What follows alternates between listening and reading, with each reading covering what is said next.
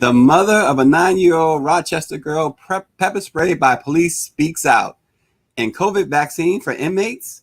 Also, building the next generation of Black educators. Good morning on this Thursday, February 4th. Let it be known. We'll be joined shortly by our president and CEO, Dr. Ben Chavis. So until then, we'll get right into it. The mother of the 9-year-old who was bullied, slammed face down in the snow, handcuffed and pepper sprayed by police officers in Rochester, New York, is calling for the arrest of at least 3 of the 10 officers who responded to the scene. The mother, her name is Elba Poby, said she feels responsible for what happened. She said her daughter was traumatized by the incident, which began when a domestic disturbance call was placed from the home because the girl's parents were arguing. The father left, which troubled the young girl, who reportedly had a mental health breakdown.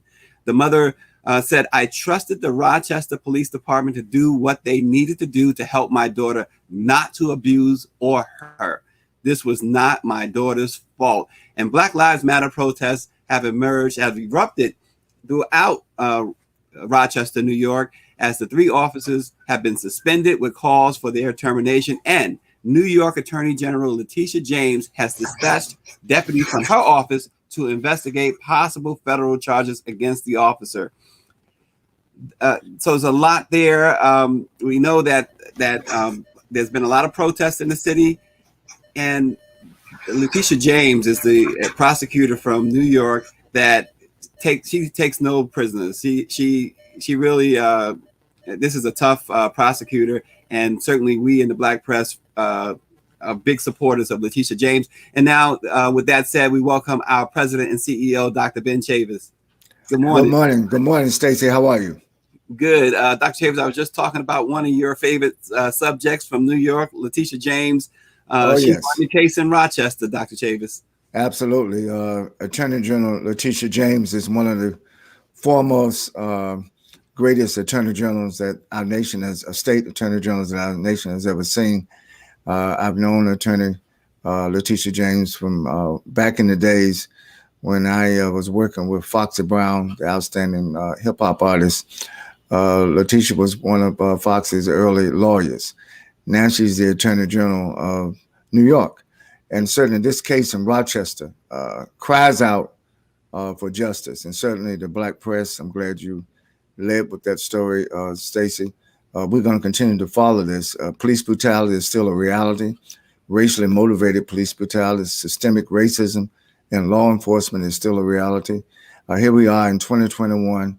We're approaching the anniversary, the 1-year anniversary of what happened to George Floyd last year. And it seems that these police departments just don't get it. But I would say, Stacey, the mental illness is among the police officers. Yes. That do that to a 9-year-old child, no matter what color, but particularly this Black girl, 9 years old, already inside of a police vehicle. And these, I hate to even call them police officers, these people who have badges and have uniforms, who have taken an oath, use the color of the law, use that badge to put out such racist hatred and violence. This young lady is going to be traumatized for a long time. And I hope that we can get her the help, as well as we prosecute the officers who committed this crime. In my view, this is a crime against humanity. Absolutely. And Dr. Chavis, moving on to COVID-19, here's something new. Inmates in the Massachusetts Department of Corrections can get a week taken off their prison sentence by getting the coronavirus vaccine. Commissioner Carol Michi made the announcement in a letter to the inmates last week. She says, "I have determined that receiving the vaccine is significantly valuable to rehab and will therefore be offering earn good time." What's interesting about that, Dr. Chavis, we'll spend just a brief moment, is that the vaccines only 2% of America, the American population, has been able to have access to the vaccine, and we know that African Americans are not getting any access to this vaccine, and that's a problem, Dr. Chavis. Well, African Americans are not getting enough access. There have been some African Americans that have gotten vaccinated, but by and large, the large majority of African Americans have not. There are long lines. And of course, all of this goes back to the Trump administration, Stacey. Yep. The Biden-Harris administration has to clean up, fix what was broken during the Trump administration. There was no national plan. What happened was there were 50 different plans. Each state had its own plan. And so the Trump administration just walked away from it after they gave states a number of vaccinations. Now, with the Biden-Harris administration, the new team that's in place, they're correcting that mistake. There is a national plan now, and there are going to be many more vaccinations available to African Americans, to Latinos, to all people of color. Right now, disproportionately, white, influential people seem to be the majority of people who are getting the vaccine. So I think the trend is going to change, Stacey. This is Black History Month. And I think that one way that we can celebrate Black history is to protect the health, the security, and welfare of Black America. And for all brothers and sisters who are listening to this program, you need to keep wearing that mask. Even if you get vaccinated, you have to keep wearing that mask, keep washing your hands, and keep social distancing. And if you have the opportunity to get vaccinated from a trusted medical source that you know, then you should go ahead and get yourself protected, because you're not only protecting yourself, you're protecting your family and your community. Yeah, and Dr. Chavis, this morning we have a guest this morning, an educator, a journalist, someone that I'm sure you'll be glad to know, Darice Jones, former assistant principal in the Baltimore City School Districts and an accomplished journalist. Darice, welcome. Good morning. Good morning, Stacey. Good morning, Dr. Chavis. Thank you for having me on. It is definitely an honor to be on talking about the trajectory and the next generation of Black educators. Very good. And looks, hat off to you. Listen, there's nothing more important than our educators.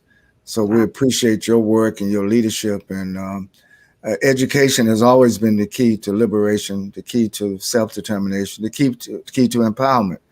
And certainly, please let us know what we can do in the Black press to support closing that education gap. Yeah. We have a grant right now from the Bill and Melinda Gates Foundation to help Black America identify what are the best practices, even during the COVID-19 pandemic, that we can improve our education, particularly of our young people. Yeah.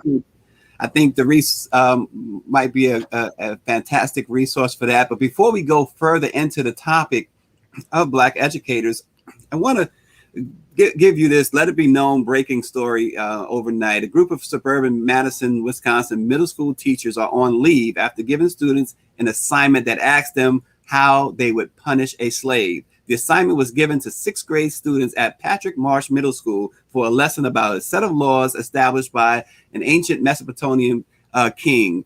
The principal, Rebecca Zahn, issued a statement that said that the assignment was not racially conscious. He says our intent missed the mark, and for that we are deeply sorry. Going forward, we will be sure to think critically about whether our intent matches our impact. Darice, Wow.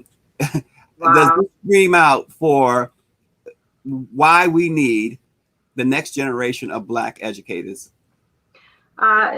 Certainly, definitely there should have been a lot more critical thinking before that lesson was implemented in the classroom. You have to be very sensitive to the trauma that brings up for Black students and other students in the classroom. And I don't understand what the intention would be, what students could learn from that you couldn't do in another way. I'm very curious to know what the objective of that lesson was, what they wanted students to get out of that they couldn't have they could have gotten out of it in a different way that would be far less triggering and traumatic. Yeah, and Dr. Chavis, this is not the first time that something like this has happened. And during Black History Month last year in Tennessee, there was a similar situation. From your perspective, Dr. Chavis, from a civil rights perspective, we know that you are a civil rights icon. Give us your thoughts, Dr. Chavis. Well, thank you. And again, I'd like to thank Darice for her leadership. Education is so important, but I think what it exposes that the problem, there's an overarching problem in America, and that is systemic racism. It affects all of our systems. It affects the criminal justice system. It affects the healthcare system. It affects the housing industry with housing discrimination. It affects schools because a lot of what happens in schools today is determined by where you live. These forms of discrimination compound. And so that is why our educators, sometimes my mother taught school for 60 years in Oxford, North Carolina. And I saw all the, not just challenges she faced, but the good news is educators like Darice, they always rise to the occasion. Sometimes with inadequate resources, inadequate funding, and certainly inadequate salary, they just rise to the occasion and give their best to our young people. I think it's very important that we have more African-American educators. And Darice, you may want to speak about what does the funnel look like, and particularly African-American male teachers. Tell us about what's happening in the landscape where you are in Maryland, but nationally, if you will, please. Yes. So nationally, about 80% of teachers are white teachers, mostly white women. I've seen that working in the district. Can you say that again? 80%? About 80%, yes. Wow. Oh my God. About 80% are, white teachers. And these in public school systems? In the public school systems, yes. Because according to the census in the U.S. Department of Labor, African Americans and Latinos students are now the majority of the population in public schools. Yeah. So there's an imbalance there. But go ahead. Definitely. There's definitely an imbalance. And according to a report on diversity from the Education Trust that Stacy shared with me, there are 47.2% students of color in our public school systems, and there are about 18.5% teachers of color in our public school systems. And so as I was doing my research, and I can talk about data, but I can also talk about my experience, is that there are quite a few things. So you think about the education system and recruiting teachers of color to want to become, making, the work of a teacher honorable. And like you talked about salaries, there is definitely room for more growth with those things. And so it's not as attractive to a lot of teachers of color. Not only that, once you get into the school systems and you get into schools that have many students of color, and let's talk about specifically high poverty schools, it is a lot of work. I've always worked in high poverty schools. I've always worked in schools in my community because that's where I come from. I come from a low income family. I'm a first generation college graduate, and I wanted to give back. But the truth of the matter is, whether you're a teacher of color or not, you are putting in a lot of, I don't want to say more work, it's different work. And a lot of the work is based on what students are bringing to the classroom. So you really have to have a heart for it because it does get stressful. You do experience a lot of burnout,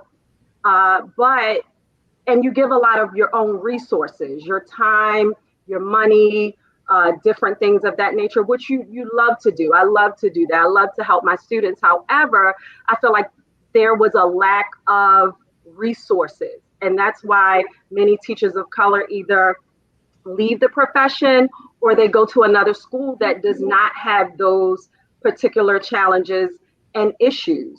You have students of color coming to the classroom who live in high poverty. They're coming with trauma, mental and emotional trauma and many times we have one school psychologist or maybe two counselors, and you cannot be ready to learn if your basic needs aren't being met. If you're worried about eating, if you're worried about where you're going to sleep at night. And then beyond that, experiencing trauma in your community and in your homes, you bring that with you to the school. And so you're not ready to learn. So one of the things from my experiences that there needs to be more resources to help with the social, emotional, and mental health of students so that they are ready to learn and participate in the learning process and to then become future educators. We have to make it a lot more attractive to them. We have to make college accessible for them so that they are prepared to get into those classrooms and dive into the content with full knowledge and love of the craft. We are speaking with educator, journalist, Darice Jones. Darice, connectivity is an issue with a lot of students of color and other issues during the pandemic that many educators have told us that it has really hurt how our kids are being educated. And as Dr. Chavis mentioned, there is the NMPA is working closely with the Bill and Melinda Gates Foundation to raise awareness and to further the mission of education or educating our young children. Can you talk a little bit about the connectivity or the lack of connectivity in the homes of people of color and the other challenges they may have during the pandemic? Yeah, so, when the pandemic hit, it was definitely a scramble for districts and school systems to make sure that students were getting what they need. But it was also a mirror on the lack of internet connectivity that students had access to in many urban areas. And that could be because parents couldn't afford it, or they're in an area where there's a lack of the systems needed in terms of getting that high speed internet. And so the systems have been working very, very hard to get students, on board, get them their devices, get them connected at an affordable cost, because there was some help needed, from the state, from the government to help these families to get on. But of course, it took quite some time, and students were already struggling with having to go to virtual school, but many of them could not connect virtually because they couldn't connect, to the internet. And so it was really just more of an emphasis on the lack of affordability for these services that really at this point are a necessity in every home. And so I'm actually glad this was one of the gifts of the pandemic, that it really shines a light on the disparities so that they can be addressed adequately. And so students have the same access as their other counterparts who may be in wealthier areas. Yeah, good morning to David Youngblood, our West Side Gazette publisher down in Florida, Bobby Henry, of course, our executive administrator, Claudette Perry, and others who are watching. Good morning. And Dr. Chavis, we like to say that, and we do, try to deliver Black news that matters. This certainly matters, Dr. Chavis. Oh, absolutely. It's very important. And Darice, one of the things I would like for you to comment on is we have a lot of people who are listening. There's a trend now that people are going into teaching as a second and third career. They may have worked for the government, they may have worked for the state, or they may have worked in corporate America. They're very talented, they're very knowledgeable. Can you speak about how the recruitment of teachers that are needed, particularly teachers of color, that may consider going into teaching, who may not originally been in the trajectory to be a teacher, but because of their skill, because of their knowledge, because of their awareness of particularly technology and the changing in STEM fields, they may consider also being a teacher. Can you talk about that?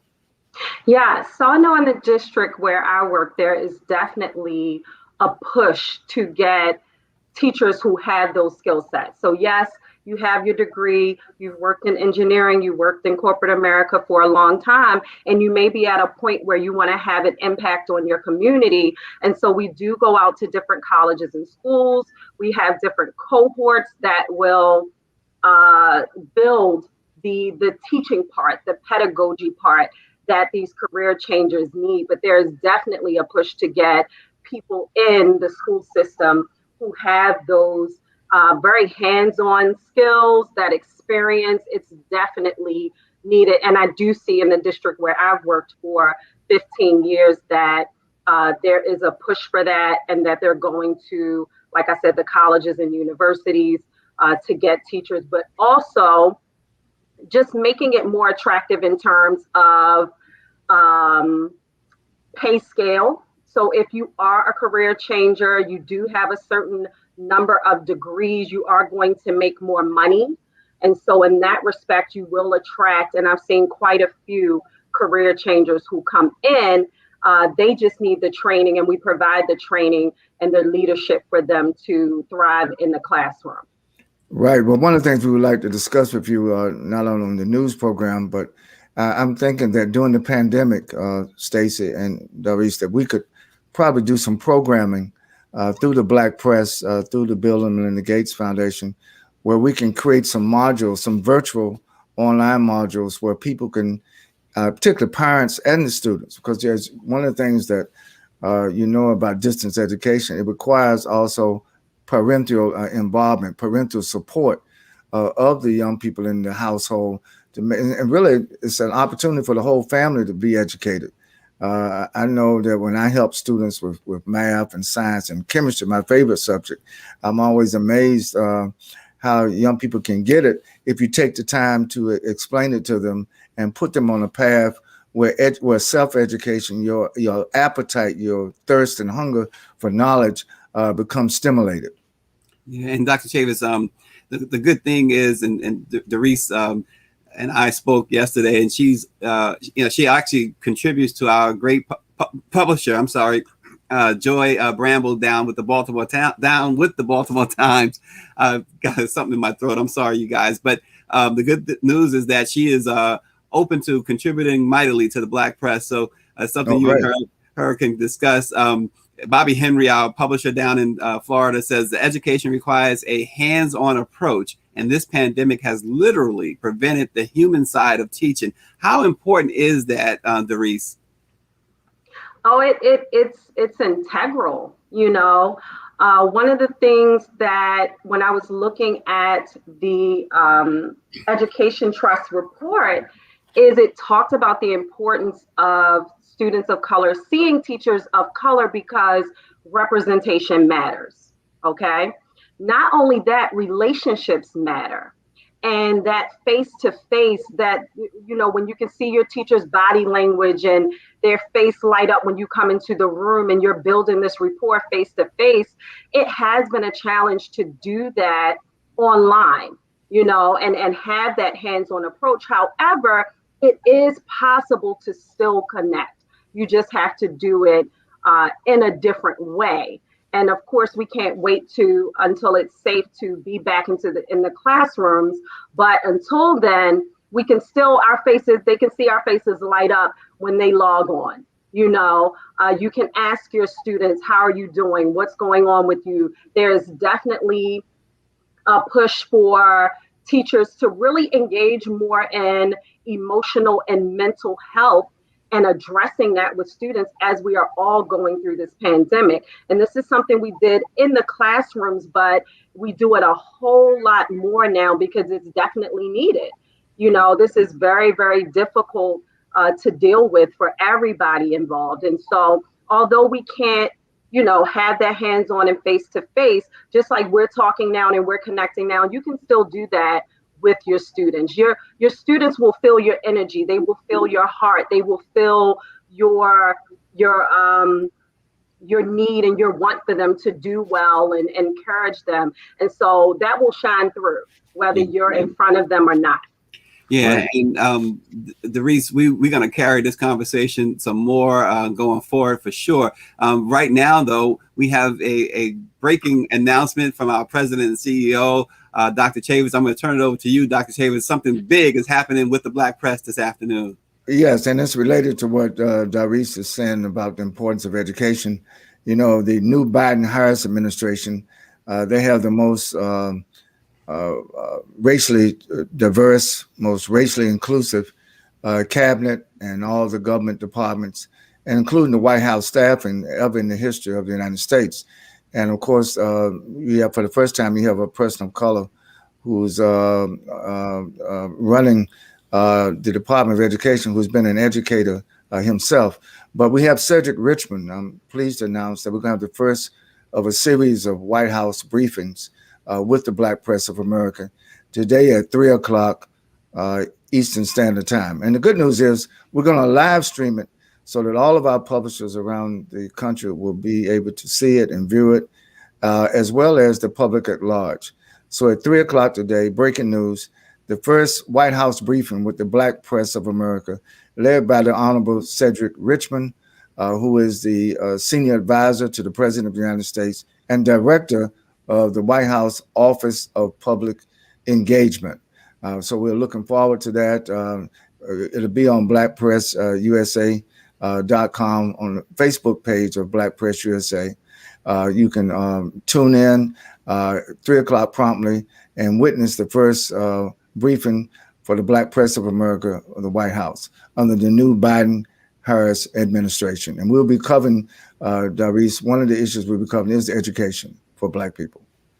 Yeah, that is really, really important, considering the last 4 years, the education secretary really didn't seem to care much about education, Darice.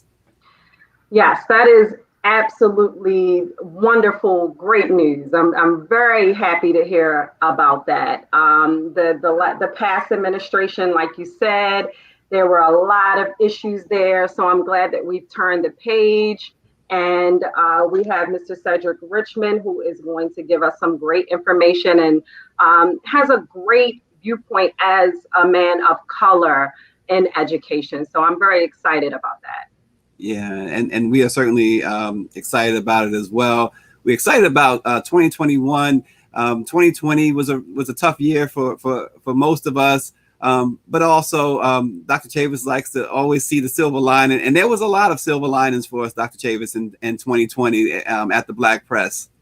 Well, absolutely. You know, this is the 194th year of the Black Press of America since 1827. I'm so proud of the National Newspaper Publishers Association, Karen Carter Richards, our chair, our whole executive committee. In fact, Darice, all of our executive committee are Black women.